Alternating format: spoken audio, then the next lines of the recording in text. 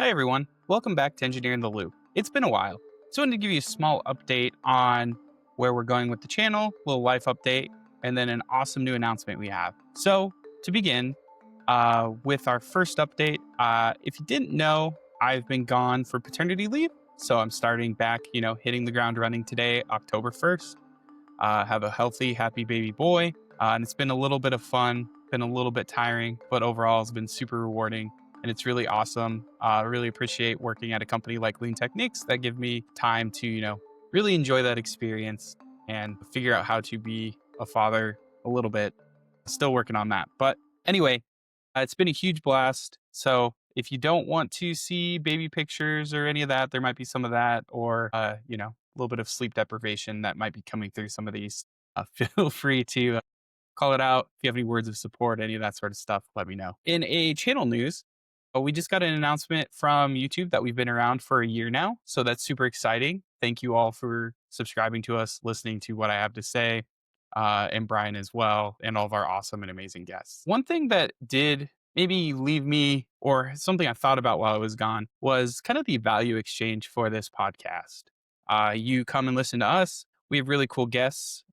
Depending on where your niche is in tech, though, you may or may not care, or it might be tools that maybe you don't use, or people that maybe you're where you want to be. So like we have an MCT, maybe you want to get certifications, maybe you want to become one, or a Microsoft MVP. Cool, that might be awesome. Maybe you really like the episodes where we showcase how to become one, or different people's journeys in that process. One thing I think we can do more of, and I'm taking inspiration from the Morning Somewhere podcast by Bernie Burns. It's a great news podcast, just smaller, more raw clips of daily news in tech. So we're going to primarily still focus on AI stuff, Microsoft, Anthropic, AWS, Google, that kind of stuff. And we might venture into AI related or other tech related stuff that might impact the tech industry, just to keep you in the loop. And that's kind of, the name of the podcast, where I think we've maybe been a little bit light of keeping you in the loop. This way we can continue to talk about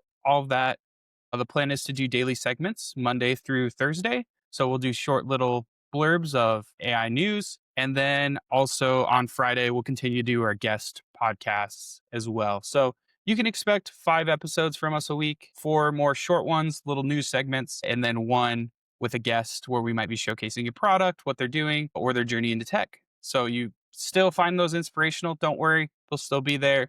You still can learn about it. And then if you want to learn more tech related stuff, and this is a little bit selfish too, if I'm being totally honest, being out of the game for 6 weeks in AI feels like a lifetime. So we'll be going over, what I'm looking in, uh, and we'll be documenting all this also on eitl.ai or engineerintheloop.ai. That's where I post my blog, and we'll have little daily segments too. So if you want to learn more about a particular topic or blog or article I read, I'll make sure to post it there. Maybe some deeper insights after I read it a little bit more, or if I have any more takeaways or after I get to play with it. Because, like I said earlier, having a child, time's a little bit more monopolized. So I'll be having to brush up on things and learn things quickly and continue to do that in a very quick and rapid way.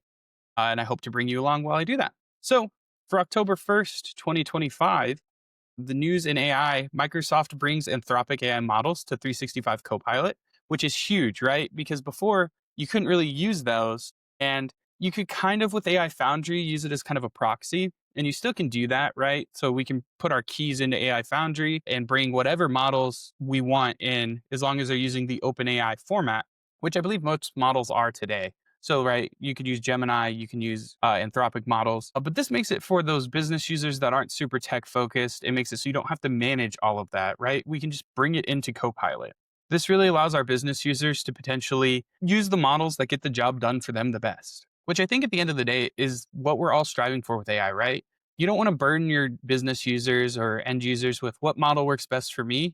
You want to give them the opportunity to use every model that they can and potentially even let the models decide what model is best for that task, right?